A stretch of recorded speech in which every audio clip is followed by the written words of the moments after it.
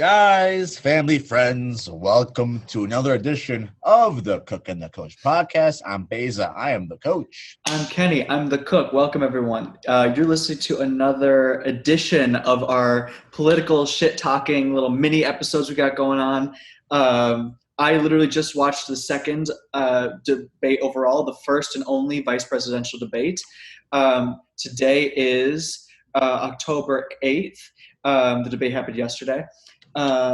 Pretty crazy. Not as salacious as the previous one, but we're going to talk some shit.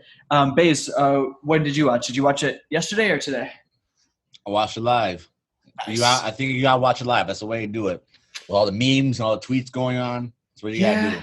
I kind of like not just tapping out, just leaving it go a day. So I saw very little. Obviously, we should really just talk about just right off the bat, what everybody's talking about. Everyone is talking about one, and we all know what it is. We got a new nickname for Mike Pence. He's Lord of the Flies. He's Lord of the Flies. He is. He's like, when you leave mayo out too long, you start attracting some bugs. Like, you're trying to feed the outdoors. Amen. Dude, that fly was. The fly smelled some bullshit. Woo. The fly smelled some bullshit. It did. Dude, that fly was thick. That was like a TV fly. That wasn't like your everyday fly. I don't know if it was a big fly. I think what it was, and here everyone's saying, "Oh, it's such a big fly. It's huge."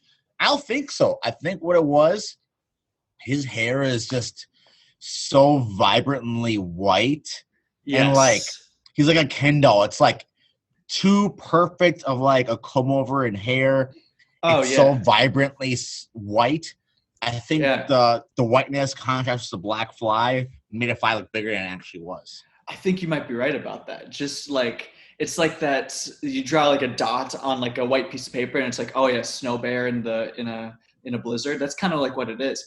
That fly was that's what it was. I think so, because he's just so white. That fly was like white. TV pretty, you know what I mean? Like that fly was like probably getting some DMs right now on fly Instagram, you know, like. Here's another question related to the fly. Do you think Pence felt the fly in his head, or do you think he just didn't notice it? No, man. That's like having your zipper undone on your pants. You just don't know, and eventually you just looked at oh shit, but you have no idea. I don't think he knew. If he knew, why would he leave it on if he didn't know? Why would he leave it on? Because you're on national TV in front of millions. That's a weak leader. That's a weak leader if he doesn't know what's on. You got to know what's on your head. If you're a leader, you got to know what's on your head. You can't be caught off guard. Let's say you're Pence and you did feel it. Yeah. In your position, you're vice president, you're up for re-election, you're from America, talking to millions of people. If you feel that fly, do you swat it or do you leave it? What do you do? I just do a quick little thing. Maybe even a little comb through the hair, just a little. You can't comb through his hair. It's too. No, you're right. You get a razor burn or something. That's what I'm saying. Yeah. You can probably use his hair to correct an essay that you wrote out. You know, you could turn him upside down and wipe him and start your essay all over again. Dude.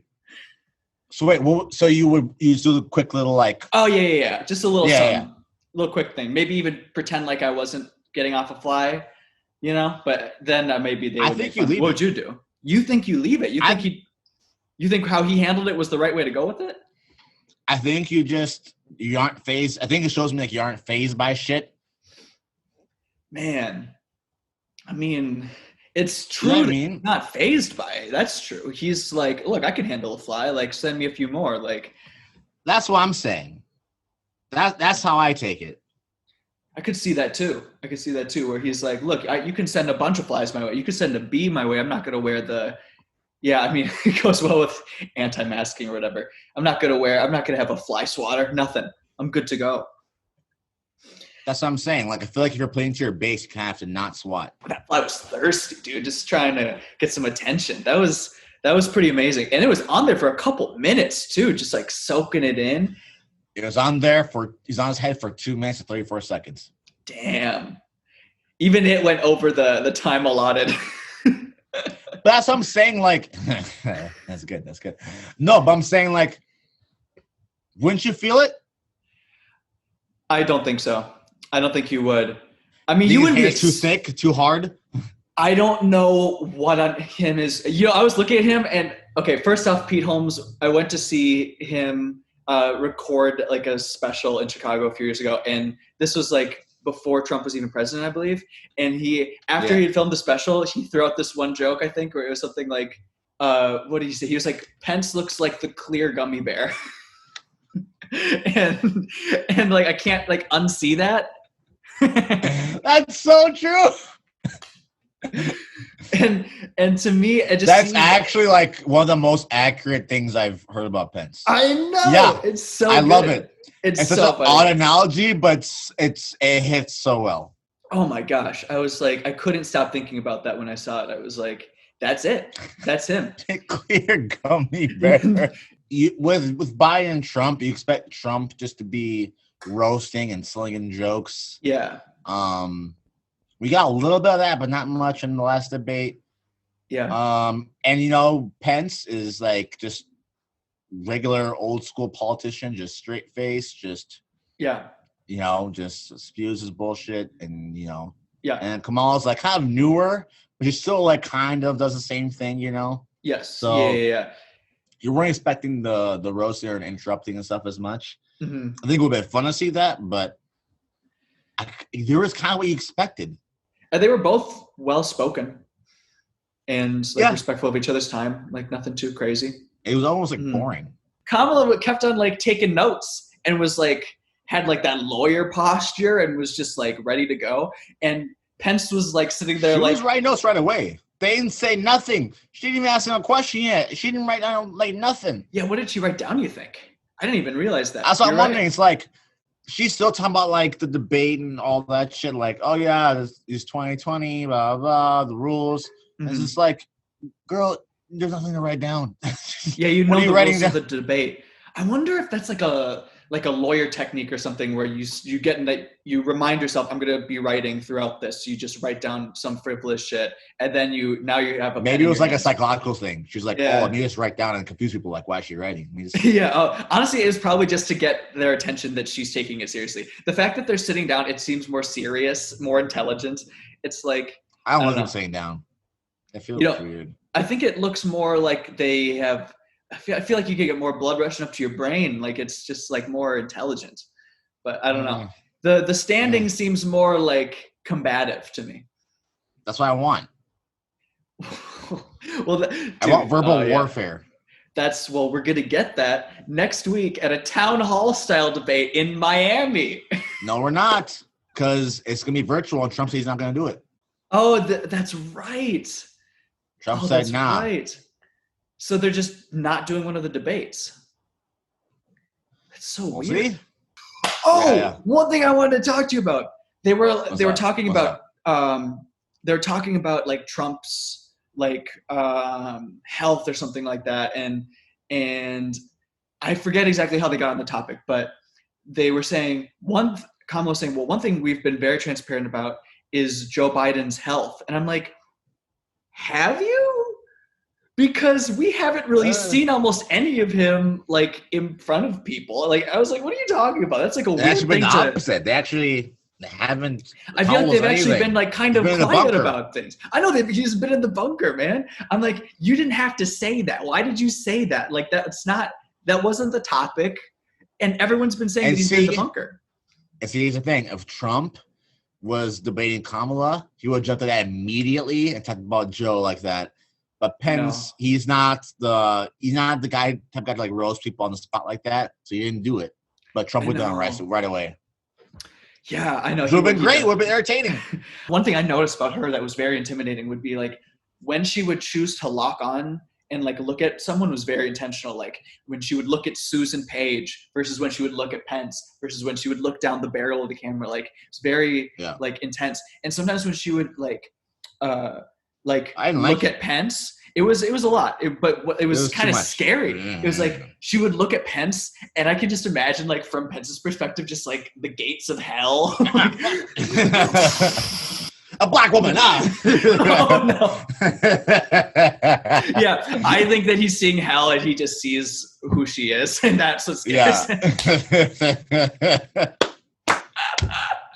Okay.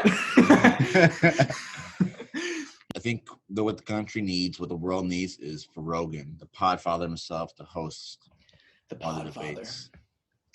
I think you have to. Yeah, because I think that if you wear them out, do like a 3 to 5 hour conversation and do like 3 of those, really wear them out. I feel like, and really with someone who's unbiased and like can hold your feet to the fire. Like, I feel like you can't hold up an act for that long. For 15 hours, I don't think you can hold up an act. Joe could really I think Joe could truly like show the true nature with like real questions. Yeah. Not just like what they're asking in the debate, but like asking like real questions. I think after an hour, 2 hours, Joe could really crack them open, really see what's underneath there, what their policies are. Agreed. It's just a sustained conversation that long. I feel like it would be so good. It's wishful thinking at this point, but I mean, who even knows if the next one will happen? We'll see. Maybe they'll just be debating over Zoom next time we talk about one of these. Or it might not even happen. It literally might not even happen. That'd be crazy too. Guess we'll find out. 27 days to the election. It's crazy. So close. Guys, thank you for listening. We will be keeping up with the debates and what's going on. We'll probably do an election episode 2.